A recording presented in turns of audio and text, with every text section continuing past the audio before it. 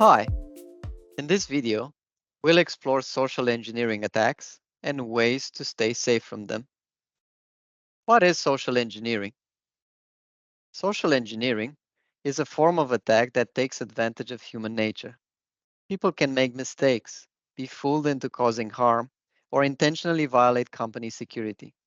Social engineering attacks exploit human traits such as a basic trust in others, a desire to provide assistance, or even wanting to show off.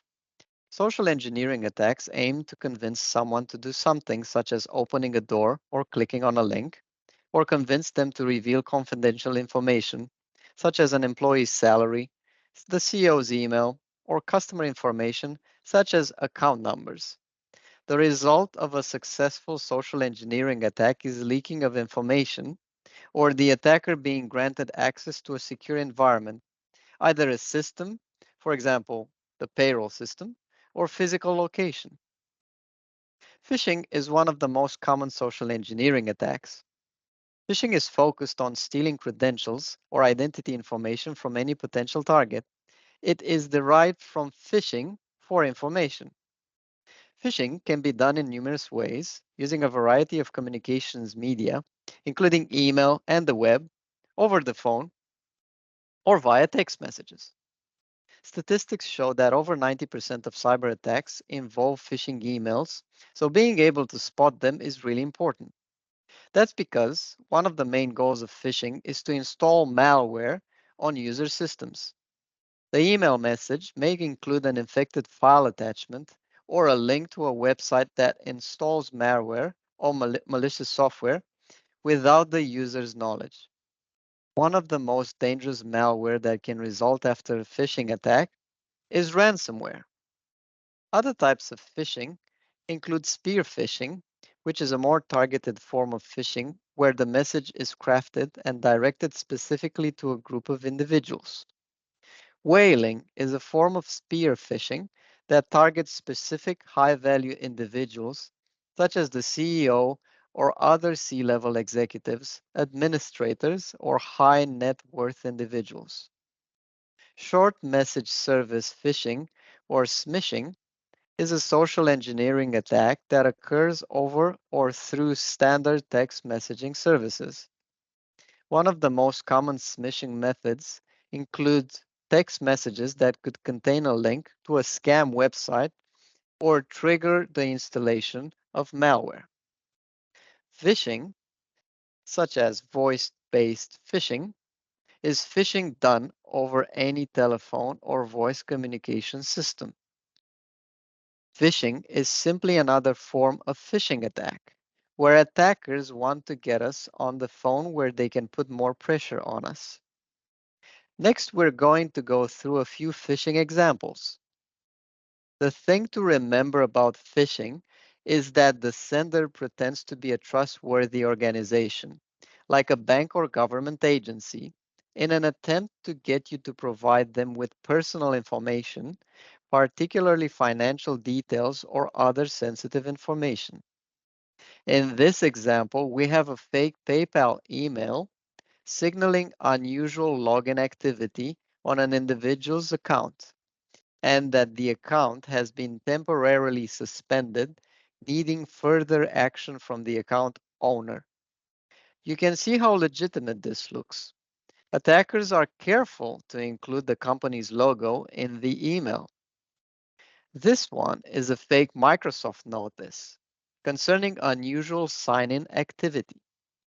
The attackers even give you a contact number to call where a possible scam call center will answer and try to reason with you to install malware on your system or give away personal information.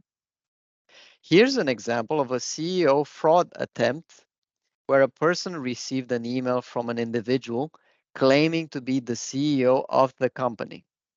This is classic among finance companies and finance departments.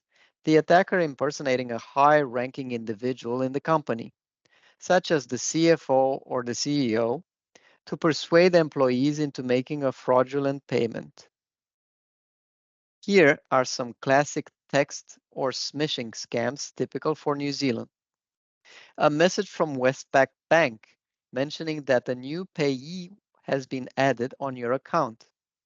Another one from Bank of New Zealand, which says that a new mobile device was added to your bank account.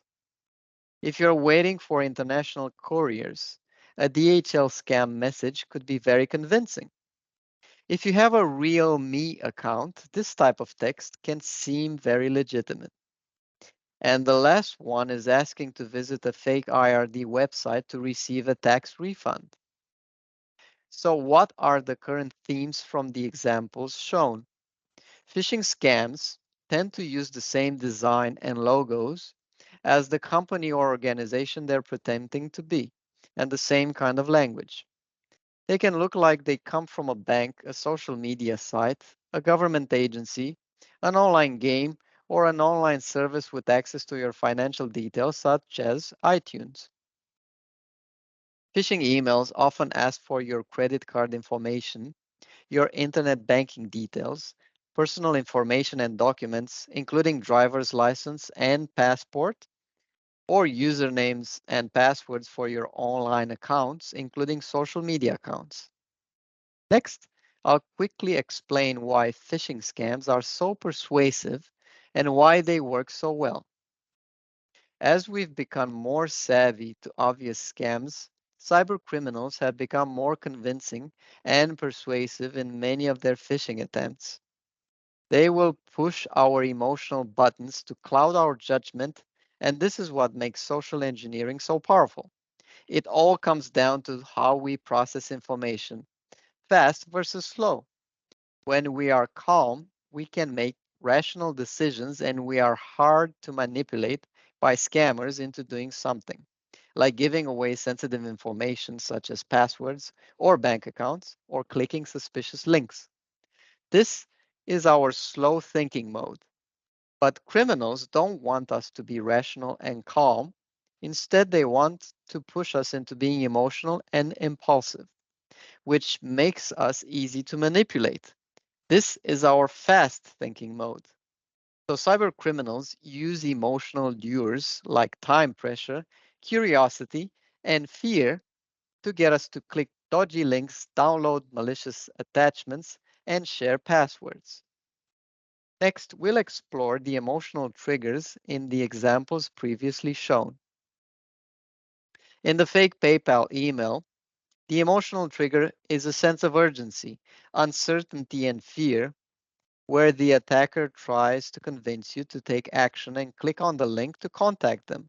Otherwise, you can't access your PayPal account or even lose any money you may have in it. In the Microsoft scam, the emotional trigger is a sense of urgency and fear, where the attacker tries to convince you that you absolutely need to click on the button to review recent activity. Otherwise, you might risk your device being infected. In the fake email from the CEO, the emotional trigger is, again, a sense of urgency, uncertainty, and fear of getting in trouble if not complying with the request. For the text scams, what do all these have in common? A sense of surprise and curiosity. And what else to look out for? The sender number is a private number from either Australia or New Zealand. Messages from a legitimate organization such as a bank, IRD, or courier companies will never come from private phone numbers. So, what can we do to stay safe? Next, we'll explore ways to stay safe from social engineering attacks. Traditional phishing advice will tell you to avoid clicking suspicious links. It's not that easy, unfortunately.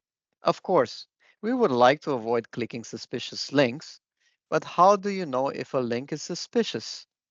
The usual advice against phishing often says look out for grammatical or spelling errors, check the sender's address by expanding it, or hover over links to see if they look dodgy.